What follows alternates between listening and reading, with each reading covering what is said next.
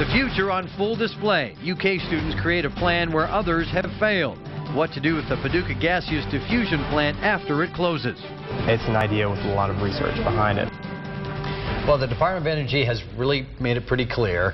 They plan to close the Paducah Gaseous Diffusion Plant at some time in the not-too-distant future. And that leaves 2,300 acres, several enormous buildings, and some significant underground contamination behind, not to mention the 3,000 direct and indirect jobs the site currently supports. And how do you clean up the mess that's left behind and eventually reuse the site? Those are all questions that a group of University of Kentucky students set out to answer in an exhibit that gained lots of attention from leaders. Tonight, Local 6's Jason Hibbs got a chance to see it on display at the University of Kentucky and shares it with us in tonight's top story. Project Paducah. University of Kentucky researchers have spent nearly 2 years developing these really cool exhibits that show us what Paducah could look like after the Paducah Gaseous Diffusion Plant is gone. Let's take a look. This was no easy project. It's not typical that architects are asked to deal with toxic plumes. And these UK architect students aren't just dealing with contamination, but what and how to build after one of the area's largest employers leaves.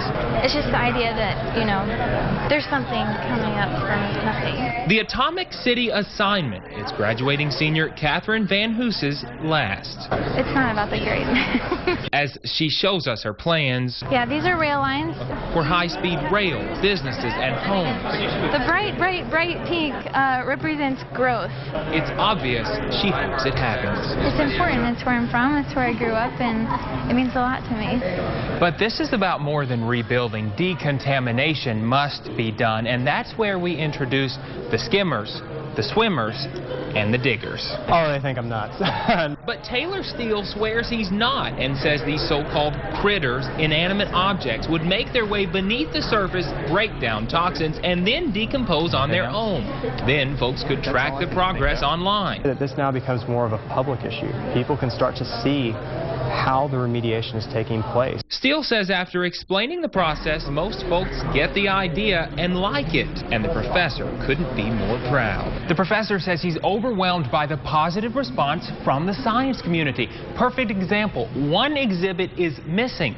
Turns out the Department of Energy scientists liked it so much they had to hold on to it for a while. In Lexington, Kentucky, Jason Hibbs, WPSD Local 6. The Department of Energy's Paducah site leader says while these are just ideas, they're good ideas. The exhibits will eventually be on display at the Western Kentucky Community and Technical College.